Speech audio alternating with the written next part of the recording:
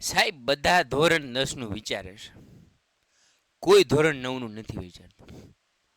આવો પ્રશ્ન જો તમને થતો હોય ને તો મૂંઝાવાની જરૂર નથી. એસપી સર તમારી હારે છે.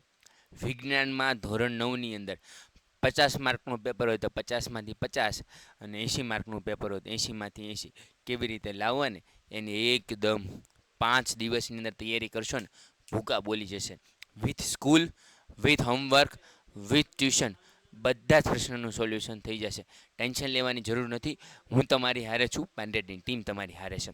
દિવસ 1ની તૈયારી શરૂ કરો. એમાં તમે ચેપ્ટર નંબર 1 અને ચેપ્ટર નંબર 5 પૂરું કરી દો. પછી દિવસ 2 એની અંદર તમારે કરવાનું છે ચેપ્ટર નંબર 7 અને ચેપ્ટર નંબર 12. આ મોસ્ટ આઈએમપી છે. ચેપ્ટર નંબર 12 બહુ ઇઝી છે અને મોસ્ટ આઈએમપી છે. કરી નાખજો, પાસ થવાના ચાન્સીસ વધી જશે. એની પછી તમે કરો ચેપ્ટર નંબર 8 અને ચેપ્ટર નંબર 2. રાઈટ. એને પછી તમારે જે છે એ લાસ્ટમાં કરવાનું રહેશે.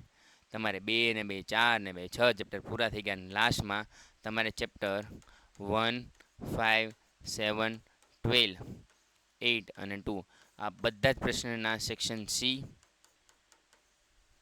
સેક્શન બી, સી અને ડીના ક્વેશ્ચન પ્રેક્ટિસ કરવાના.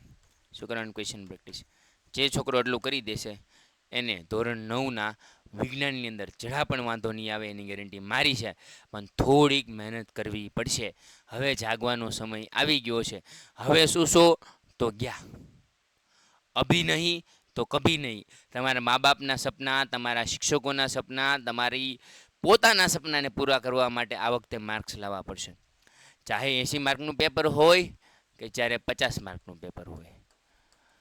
50માંથી 50 લાવવાના છે અને 80માંથી 80 લાવવાના છે.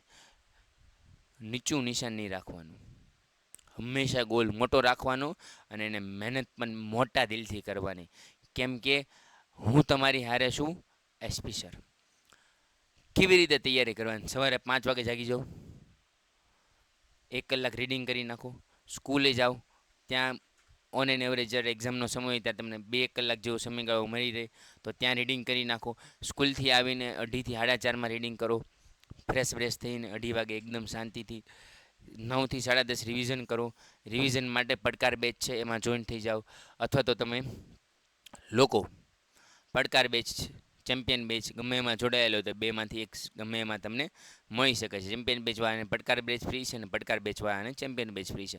બેમાંથી એક તમે જે બેચમાં તમે જોઈન થાવ છો એની અંદર તમને લોકોને સંપૂર્ણ સિલેબસ કેવી રીતે કવર કરવો એની ટિપ્સ, રિવિઝન બધી જ વસ્તુ કરવામાં આવી રહી છે. અને મૂંઝાતા નહીં, હું તમારી હારે છું.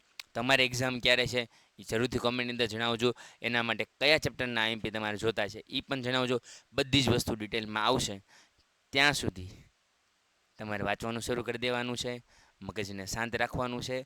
હું તમારી હારે છું, મૂંઝાતા નહીં, તમારા પર ભરોસો કરજો. મળીએ છીએ નેક્સ્ટ લેક્ચરની અંદર. ત્યાં સુધી જય હિન્દ, જય ભારત, જય વિજ્ઞાન.